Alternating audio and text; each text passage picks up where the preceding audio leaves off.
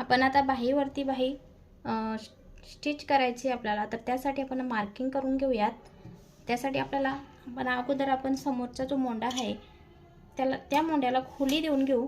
त्यासाठी दोन्ही ज्या सरळ बाजू आहेत ते एकमेकावरती ठेवलेले आहेत इथं, आणि त्याला असं फोल्ड करायचे। आपण जशी बाही कटिंग करतो अगदी त्या पद्धतीनं इथे फोल्ड करून झाल्यानंतर बाहीची उंची आहे 4 इंच, शिवून उंची 4 इंच आहे बाहीची। आपण इथून पकडणार आहोत या डिझाइन पासून 4 इंच, तर अर्धा इंच आपल्याला शिलाई मार्जिन सोडायची इथे। इथून आपण कट करून घेऊयात। हे आपण असा तिरपा टेप ठेवला इथे समजा, तर आपली जी बाहीची खोली येते ती इथपर्यंत येते, म्हणजे आपण जी बरोबर कटिंग केलेली आहेत इतकी आपली जी शिलाई मार्जिनसाठी लागेल आपल्याला। आता आपण जी ब्लाउजवरती मोंडा गोलाई आहे मापाला आलेली, त्यावरती आपण मोंडा गोलाई मोजून घेऊयात किती आहे ती। आता बघा इथं 8 इंच मोंडा गोलाई आहे इथे, आणि फिटिंग केलेली आहेत 2.5 इंच वरती। बाहीची रुंदी आहेत 6.25 इंच वरती। आपण एक मार्किंग करून घेऊयात। 6.25 इंच मार्किंग केलं इथं। मोंडा गोलाईची मार्किंग करायची आहे, आपण इथून घेऊयात।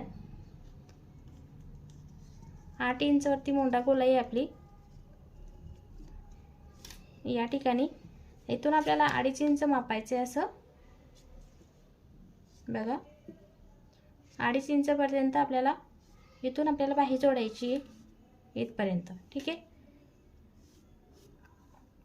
इथून आपल्या या शिलाई येईल।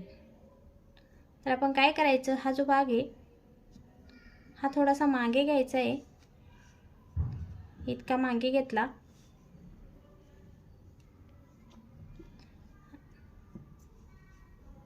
हा भाग इतका मागे घेतल्यानंतर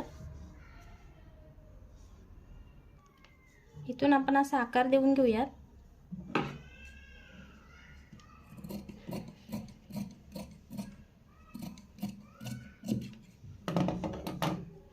आता इथे आपला समोरच्या बाहीचा आकार हा निघून जातो, खोली बाही खोली जी असते समोरची ती आपली इथून निघून जाते, ठीक आहे। इथून आपण सरळ ठेवायचे हे। तर अशा पद्धतीने बाहीचे मापून घेतलं तर आपली बाही बरोबर ब्लाउज आलेल्या ब्लाउजवरती येते, कमी जास्त होत नाही, बरोबर तशीच येते। धन्यवाद।